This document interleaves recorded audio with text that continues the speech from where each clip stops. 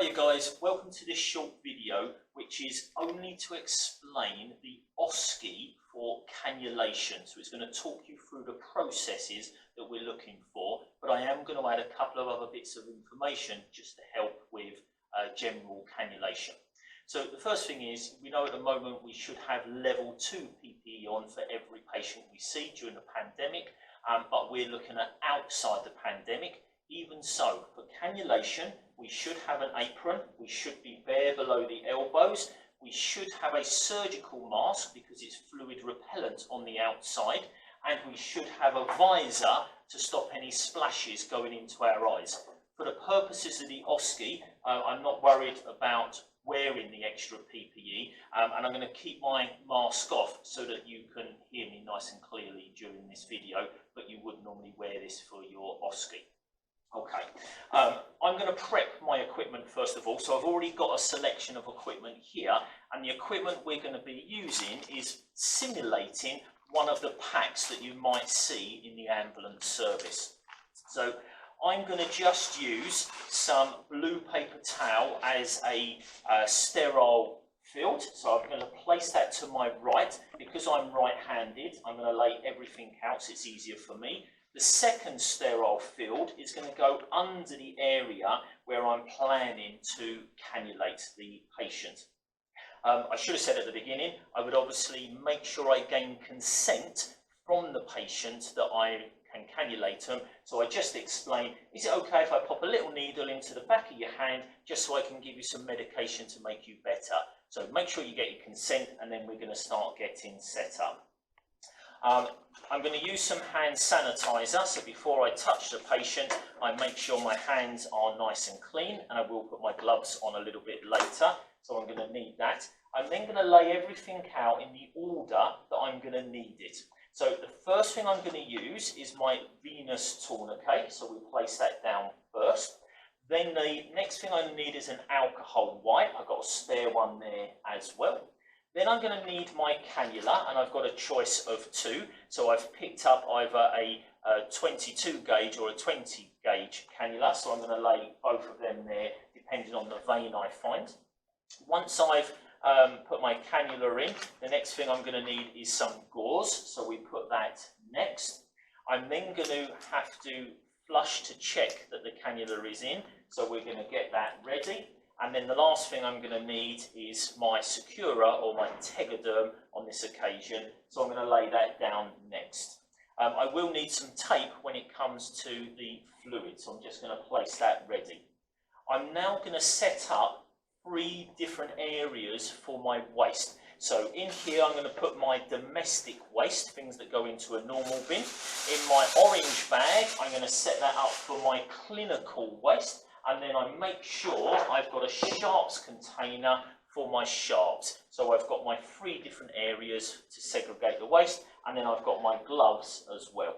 So again, we just make sure we've cleaned our hands before we touch the patient. We've already gained consent, and I'm going to start distally. So I'm now looking at the patient's left hand dorsum, so on the back of their hand, and I'm going to start looking for a vein. I think I can see a vein here, which I'm going to attempt. So I'm just going to pop the venous tourniquet about 10 centimetres above where I'm planning to cannulate. And when I put the venous tourniquet on, I make sure I can still get 2 fingers up underneath there. The idea of the venous tourniquet, it's not too tight, it still allows the arterial blood to flow down to the capillaries, but it stops the venous return and it starts to engorge the veins. I can have a feel around, make sure I've got the vein that I want. So there's a vein here, so I'm going to go for this vein here now. So I'm going to now remove my tourniquet, because I don't want to leave it on too long. And I'm now going to prep the rest of my equipment. So I'm going to get one of my alcohol swabs and just open that ready to go. I'm going to pop my blue cannula in, so the 22 gauge. And as I open this up, I'm going to use the packaging as an extra sterile field. The packaging there can go in domestic waste. I will always open up the wings on my cannula and I will loosen the cap so it's easier for later, and then just place it back on. I then lay that back down on the sterile field. I'm not going to use the 20 gauge. I've got my gauze, and the last thing here I'm going to do is set up my flush. So I make sure I've got my sodium chloride 0.9%, and I've got a new syringe. And again, I would just open this up and keep the sterile filled to lay everything in. I always like to just plunger my syringe. Either you can pump air into that and then draw it back to get your 5 mils, or you can just put it in and draw it back. Make sure you remove any air from your syringe, and I'm just going to place it back on there. And again, you would fill that up with 5 mils. We're only going to need a little bit for the OSCE. So laying that down on there, and my securer, because I need to put the date on there, I'm just going to add the date, which is 4th May 22, and some of these have got a time to put on there as well. Okay, so now I've got all my equipment ready, and I'm going to secure this again. The tourniquet can go back on, so in the same place. Gloves can go on at this stage.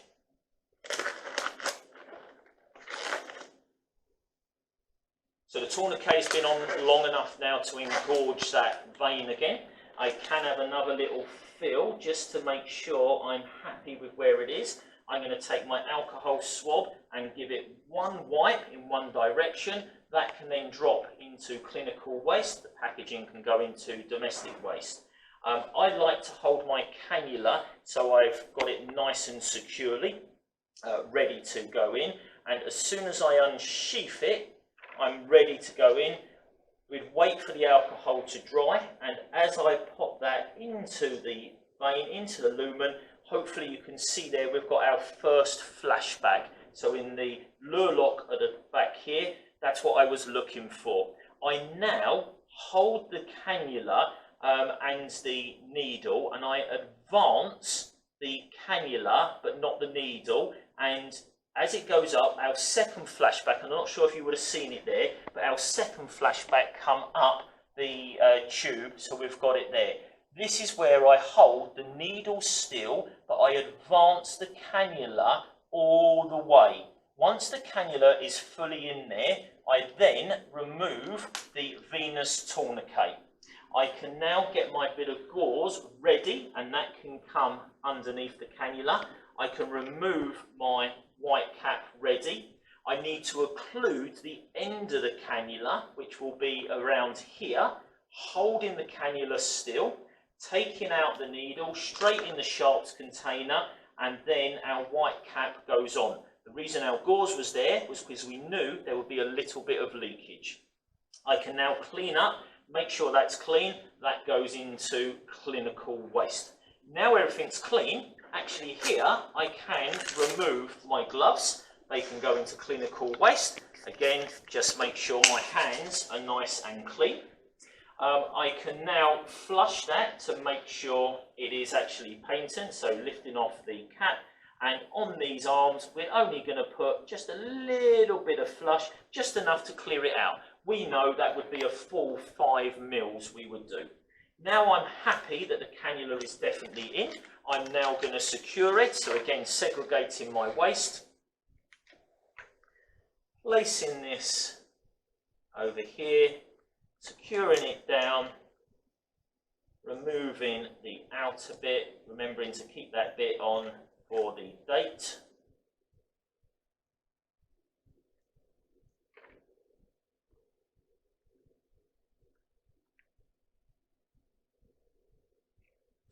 Place that down the side of the cannula, and I'm now happy that this procedure is finished. I will now tidy up all of my area, so my clinical waste can throw away, my sharps is finished, and my domestic waste is all finished. So that's the end of this part of the OSCE. In the next video, I'll talk through the fluids, which you will then connect to this cannula.